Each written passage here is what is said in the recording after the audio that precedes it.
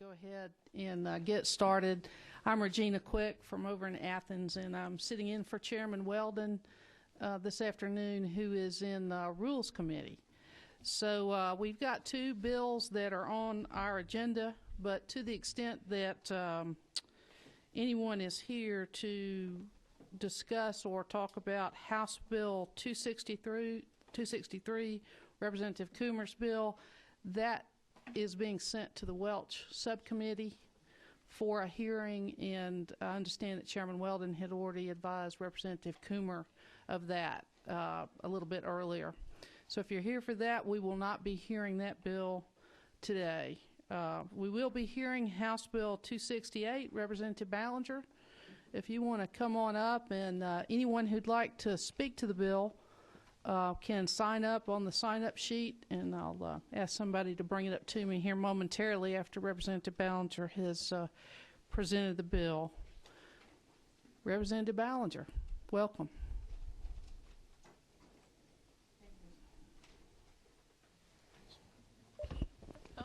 I'm still learning.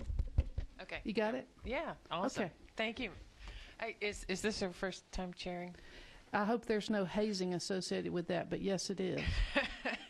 Never, from the esteemed lady from Athens, would I dare haze you, Madam Chair Lady. I am hoping to get my bill out today, so there will be no hazing. Well, we'll see what sort of opposition you have, Representative Ballinger. Go right ahead.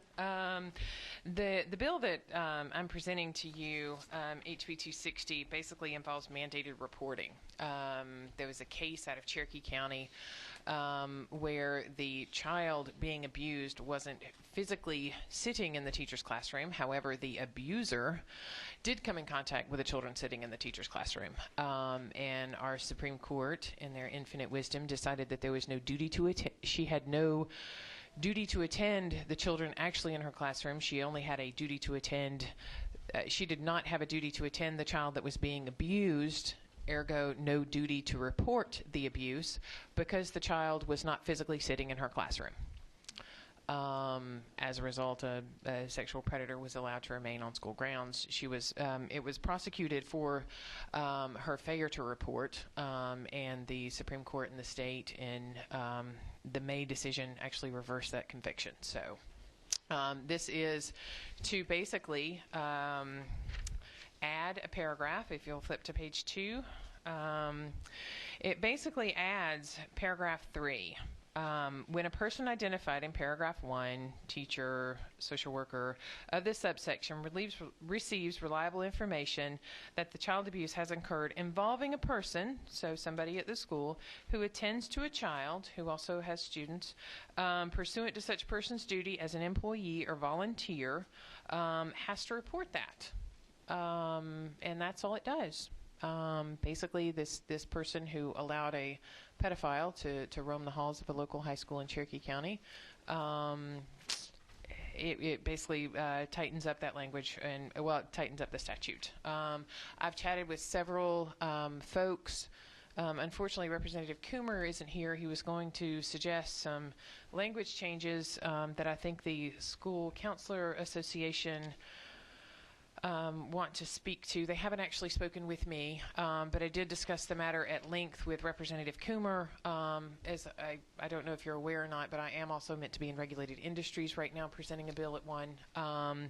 So for time's sake, it is a, there's Representative Coomer is here. There we go. So I think he has some friendly amendments he would like to propose to HB 268. So, Madam Chair Lady, I am at your discretion as far as how you would like to proceed. All right, let me ask a couple of questions, sure, and then we'll see if anyone has anything to add or ask other than Representative Coomer, as sure, you've already outlined. So the Supreme Court decision dealt with the language in what part of the basically of the in paragraph 2. Because a person attends to a child. Now, they just very tightly construed the duty to attend. Because the child being abused was not physically sitting in her classroom, it was a prior student that actually confided to the teacher about the abuse that was going on. Because the child was no longer sitting in her classroom, they found that she had no duty to attend that child, ergo no duty to report. And so the language change from subsection because, striking that, because such person attends, is that part of what you're doing? No, part of what it addresses was just it's part of a language cleanup from Legislative Council Okay. on their infinite wisdom. And then you're adding subsection 3 to Yes. try to address the Supreme Court's decision. Exactly. Okay. Representative Coomer, what is your, there you Okay. go. Thank you, Madam Chair. One of them is basically a change of opportunity since we're dealing with this particular code section. It was just to update the language at line 32. It says school guidance counselors, to change that to school counselors, since that's the So term we're of just art. striking guidance. Yeah, Okay. we'll just be striking the word guidance. Excuse me. Since that's the term of art that's in common usage throughout the code now, I believe. And the second change that I would request is in line 71. Again, this is kind of a change that's being presented by the opportunity of dealing with this code section. But we have a requirement that an oral report shall be made immediately. And what I have heard from, and then we've even read in the news, is I read about one case in the news, I guess last year, where a counselor or teacher tried to make a report as mandated by calling a state agency, couldn't get an answer, didn't get a way to leave a message, and was later, I don't know if she was actually charged, but she was investigated at least for failing to make a report as required. I think you could fix that by allowing for a report to be made either orally or electronically to the agency. And so I would like to see I'd like to consider adding the words "or electronic" after the word "oral" on line 71 and before the word "report" on 72, to allow for more flexibility in how a mandated reporter can make a report and then have proof that he or she actually made that report or made an effort to make the report. All right, thank you for outlining that so everybody can be thinking about that as they ask their questions. But in terms of your change on line 32, did you clear that with Representative Chandler? Just kidding. No, I cleared it with the author. Sorry. But I understand Representative Chandler has had a lot of conversations with folks about that. Yes, she has. And she's certainly served well as a school counselor. All right. We've got, let's see, Representative Oliver. What is the purpose of designating the report that must go in 24 hours to be either oral or email or by fax or by hand delivery of a written note? I mean, once we start designating one additional method, I don't remember any history or any discussion about why the immediate report has to be orally or in writing. I mean, I could write on this piece of paper more quickly than I could make a phone call through an answering service. So do you think about that?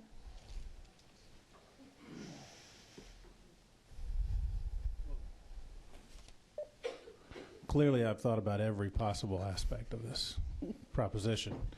And I don't know that. What if we took out oral?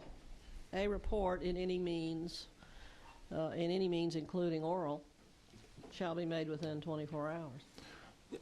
I think ultimately my concern is that we have a way for people to make a report, and if nothing else, that they have some evidence of showing that they have made a report or made an effort to make a report, so they don't get themselves in trouble because of somebody else's inability to answer. How do they prove the oral report?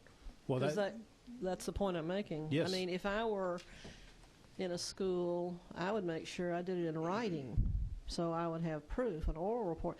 And as you know, I don't have a fix for this, so I'm not. But the real problem in this statute is lines 41 to 53. The designation of really who calls the report in. This 41 through 53 is the area where we have the most inconsistency and the most problematical section. But I don't want to really draw the committee's attention to that because I don't have a way to fix it. It's just a mess. And I don't want to start having 5 more bills that say, in relation to your thing about email, that we're going to have to also say by fax the next bill or by handwritten note delivered. I think taking out oral and saying any method, including oral, might give the most comprehensive opportunity for a mandated reporter to prove he or she is compliant with the law. Yeah, I don't have a problem with what you're proposing.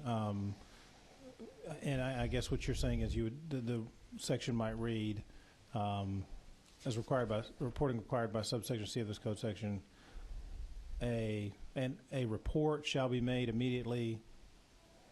And, well, there are 2 options. One is that we just say a report shall be made immediately. Yeah, why don't we just strike Option, that's option 1. Option 2, I'm really asking for your guidance here. Well, and I think to your second thought in that line is that if you don't clarify that it can be oral, Exactly. then we'll confuse people and they'll think they have to make a written report.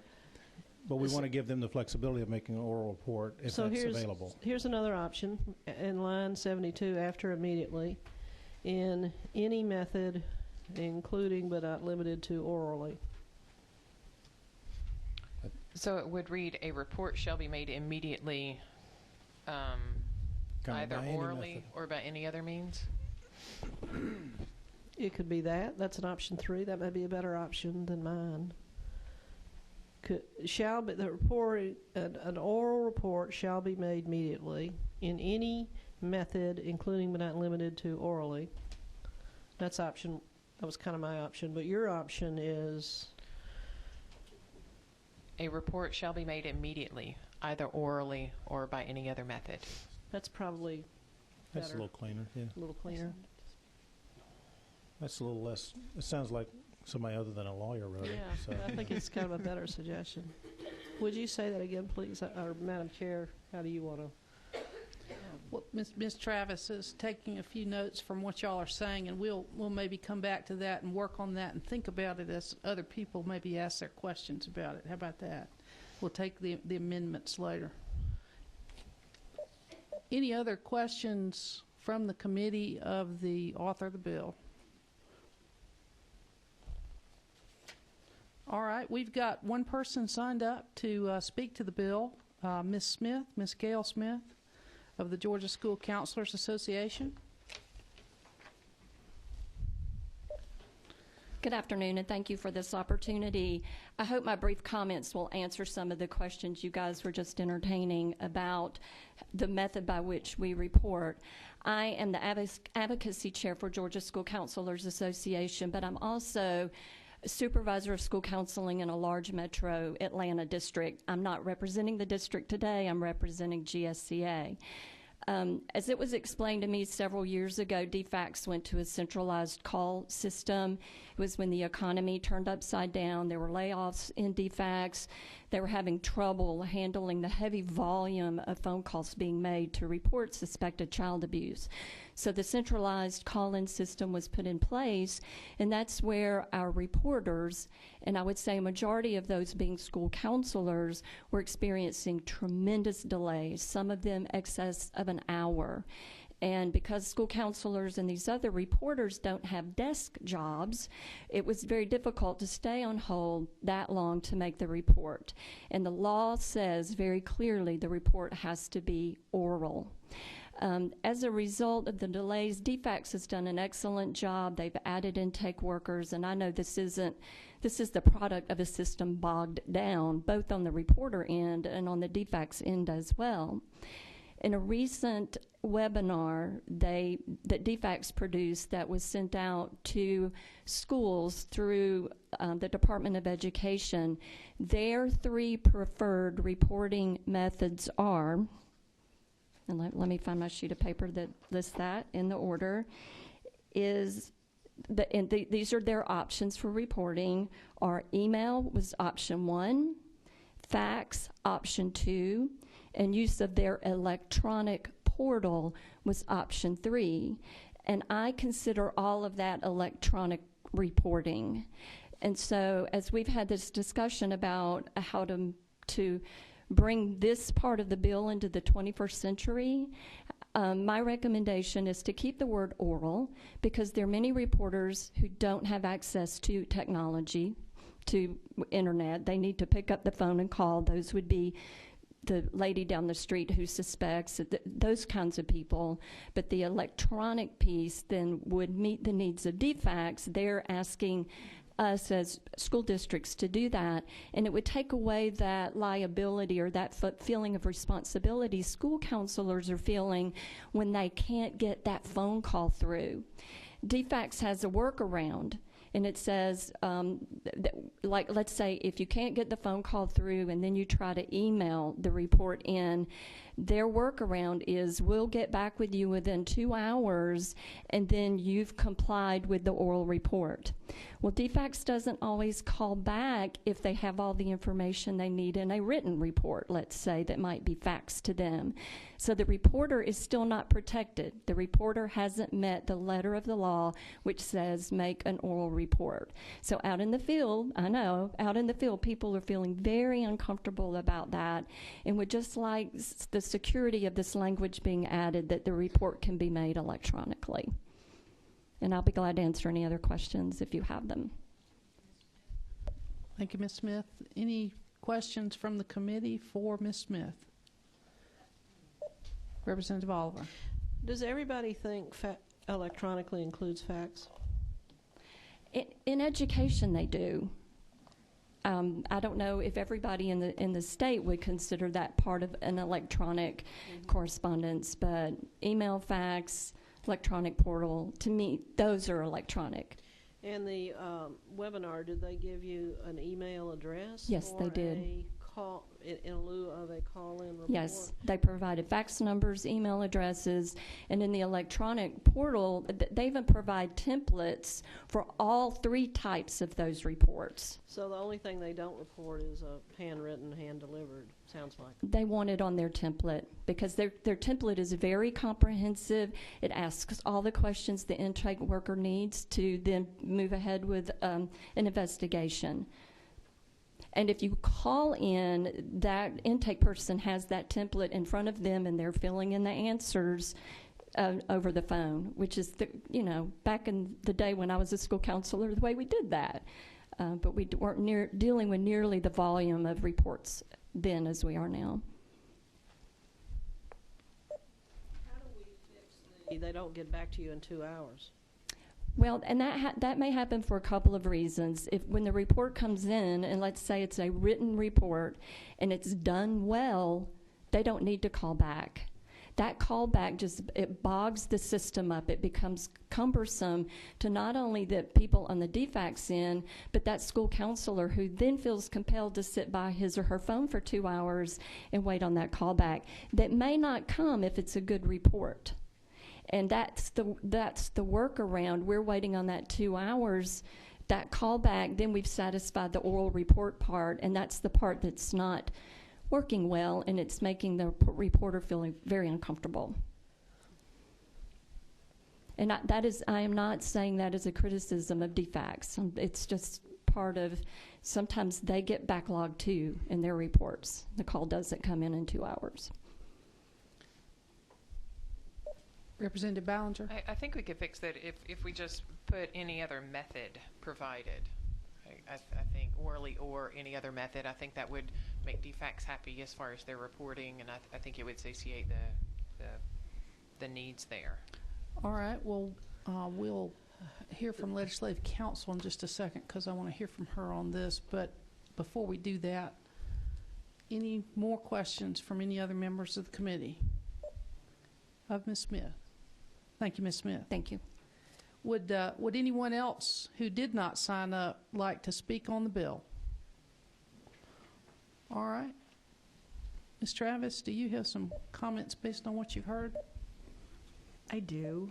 I've actually looked at this issue before because I've been familiar with the concern about the nature of these reporting. And although the nature of this bill is not geared towards that, it is in this code section, or in this bill, The problem is line 74 that we require once the report is to be made, followed by in writing. And if you're going to say email or fax, that is a writing, and you need to tie this up. I've thought about this before, and I've written on this before, but I can't do that off the top of my head. Okay. And I don't believe that facsimile is the same as electronic, because otherwise we wouldn't say by facsimile or electronic multiple times in the code. So it's fixable, but it's not, I can't do it pronto. Okay. Just 1 second, Representative Ballinger. Just hold that thought if you could. Representative Coomer, did you have another question or comment? Well, I was just about to say what council was just telling us, so that if you look down a little further, it gets a little more complex, because you have the report is to be made by telephone or otherwise, followed by a report in writing. But I'll defer to council on this, but I think if you just go back and remove the word oral, and then you have the report shall be made immediately by telephone or otherwise, followed by a report in writing, I think it gets to the heart of the matter, which is we want an immediate report to be made. We don't want people to wait and type a letter the next day and put it in the mailbox. We want an immediate report. And now, in our vast array of technological options, we can make an immediate report without it being oral. So it makes sense to have the qualifier of oral being removed, even if there's a minor, even if it's a one-sentence text message that has to be followed up with a larger report at a later time. I don't know, Ms. Travis, what do you think about just taking out the word oral? What would be the problem with that? The language that's on line 74 and followed by a report in writing doesn't take into account the fact that the email is now a writing, and you don't need to follow it with a report in writing. Well, but I think as a matter of policy, we may want to require a report in writing to follow the immediate report. We may say, okay, you can make your immediate report by fax or by text message or by email, but and I would also point out that it says shall be followed by a report in writing if requested. So it could be that the DFAX doesn't request an additional report and there's nothing else required of the reporter.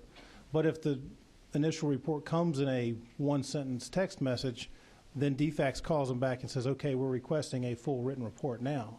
So it leaves the option to DFAX in the original text, and we wouldn't change that by removing the qualifier oral as the kind of report that has to be made. I understand. I've never had that power before that I can just cut someone off. Sorry about that.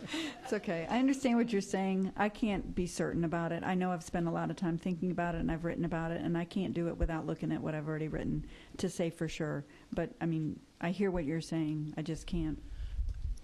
Do it on the fly. I can't. Understood. Representative Oliver, did you have? I want Ms. Travis to guide us here, and so I want to give her as much time as she wants. I think I'm feeling like I'm recognizing, and I do this often, we're in such a fast-moving world of technology. And we're in a moving, this lady, Ms. Smith, told me things I didn't know. They require you to fill out their template. Well, how do you do that if you're doing it orally or in fax or... Certainly. Come right back up, though, so that we can... Oh, yeah, Ashley's hiding behind the post there. She moved. In a school setting, the reporter in our district encourages the reporter to, excuse me, fill in the template, the written document, and then make the report off the template, because we know what they're going to ask us, and it has the reporter better prepared. It takes a less time on the phone to do that. And then that report is emailed, faxed, whatever, sent in to DFAX if they request it. And then our district keeps a copy. Now, I know that's not the case all over the state, but that's just a practice in one district. To provide a little further clarification, my name is Ashley Fielding. I am the legislative liaison for the Department of Human Services and the Division of Family and Children's Services. To clarify your question, Representative Oliver, the department and the Office of Child Advocate provide training for mandatory reporters on the preferred methods of providing information at the time that they suspect child abuse and neglect. What we have in our template is sort of a form that helps ask a lot of questions about what the reporter observed and what they know about the family, so that we can get as much information right off the bat about how the family functions and that sort of thing. What you're doing is you're combining the report with an initial investigative tool. It sounds to me, which is appropriate, but I'm just trying to think about the average, the unsophisticated but mandated reporter who isn't a trained teacher or a school counselor. Forgive me, Madam Chair, this just is, we're learning things more quickly here about. So the electronic reporting tool that we have, we now provide that online. And to get access to that, you have to have gone to the mandatory reporter training. You have to have a password that you received at that training, so you know how to fill that out. Most people who aren't a mandatory reporter who's gone through that training, they would call our 1855 Georgia Child line, which operates 24 hours a day, 7 days a week. The person who answers the phone is going to get an initial report from them, and then depending on the type of call it is, someone's going to follow back up. And they're pretty much going to follow that same template when they call them back and ask those questions of the person who might not be as sophisticated on that issue. Just hold your place there just a second, Ms. Fielding. Anybody else have any questions of Ms. Fielding on behalf of the department while she's there that you might want answered? Thank you, ma'am. Appreciate that. And Representative Oliver, it's fine to talk about whatever we need to talk about. I've excused Ms. Travis because I think with the issues that have been raised in the discussion that we have had, in the immortal words of Wyatt Earp, fast is fine, but accuracy is everything. And so we need to step back just a moment and make sure that the wording is consistent in this code section and get it right. But I want everybody to ask any other questions that you have of Representative Ballinger before we hold it over to the next meeting for a vote. Representative Coomer. Yes. Let me first say I really didn't mean to hold your bill up by offering my suggestion. But since we're here, I might as well ask you in the list of professions who are mandated reporters under this bill, physicians, hospital medical personnel, dentists, etc. I'm just curious if you can tell us why podiatrists are separated out as a specific mandated reporter group. Just curious about that. Clueless, Representative Coomer. I have no idea. Maybe because they receive a doctor of podiatry medicine as opposed to a medical degree, or like a specific. Representative Holcomb and I had some theories on it, but I don't care to share them with the. Yes. Well, you and Representative Holcomb can keep them to yourself. Let's see, Representative, is that you, Representative Bell? I just have a question of you. Was there anyone to speak against the bill? I don't believe anyone else signed up to speak on the bill one way or the other. But does anybody, now that you've heard this discussion, anybody else want to speak to the bill? Did you have a question, Representative Bell? Representative Oliver. I'm really saying this for the benefit of the advocates and other people interested in this child abuse reporting. I'm very happy we're going to pause here and look at this.